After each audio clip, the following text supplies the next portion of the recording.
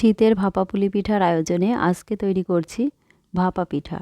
পিঠাগুলো এইভাবে বানালে দেখতেও ভালো লাগে আর খেতেও বেশ ভালো লাগে। শুধুমাত্র একটা ছাকনা দিয়ে পিঠাগুলো যে কেউ তৈরি করে নিতে পারেন খুব সহজেই। পিঠাগুলো বানানোর জন্য আমি এখানে সিদ্ধ চালের গুঁড়ো নিয়েছি।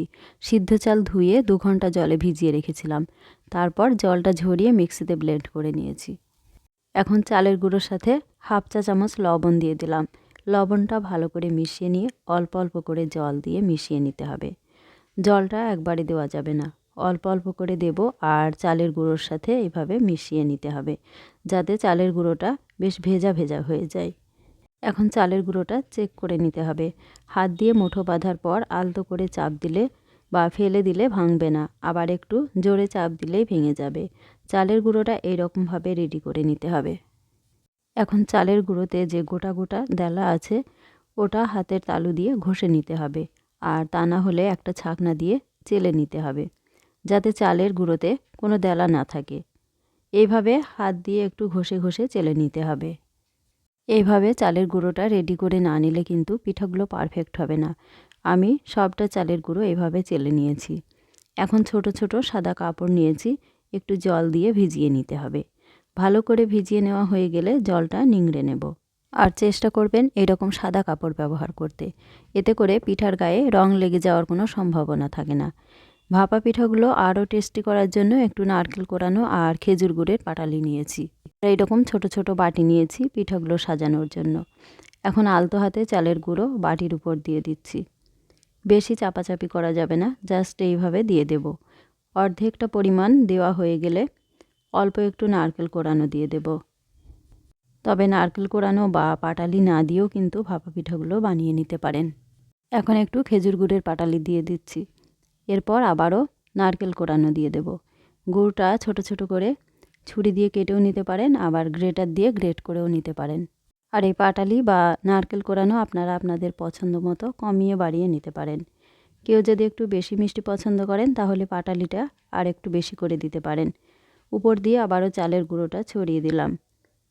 এইভাবে বাটিটা পুরো ভর্তি করে দিতে হবে। এইভাবে মাঝখানে নারকেল কোরানো আর পাটালি দিলে বাইরে লেগে থাকে না, পিঠাগুলো সাদা সাদা হয়। ভর্তি করে দেওয়া হয়ে গেছে। এভাবে হাত দিয়ে একটু আলতো করে চেপে দিতে হবে আর একটা আঙুল দিয়ে সমান করে দিতে হবে। এখন একটা কড়াইতে জল গরম করতে বসিয়ে দিলাম, ঢাকা দিয়ে দিলাম, এতে করে জলটা তাড়াতাড়ি গরম হয়ে যাবে। এখন একটা সাদা কাপড় বাটির উপর বসিয়ে দিলাম। তারপর কাপড়টা হাত দিয়ে মুড়ে নেব যাতে বাটিটা টাইট হয়ে থাকে। তারপর কড়াইয়ের উপর এইরকম একটা ছাকনা বসিয়ে দিয়েছি আর পিঠার বাটিটা ছাকনার উপর বসিয়ে দিলাম। এখন আলতো হাতে বাটিটা তুলে নিতে হবে। কাপড়টা আস্তে আস্তে সরিয়ে নিয়েছি আর আলতো করে বাটির উপর একটু ঘা দিয়ে দিলাম। এবারে বাটিটা তুলে নিয়ে ঢাকা দিয়ে দিলাম। তারপর উপর থেকে একটা প্লেট দিয়েও ঢাকা দিয়ে দিয়েছি। এইভাবে 2 মিনিট স্টিম দিয়ে নিলেই পিঠা একদম রেডি।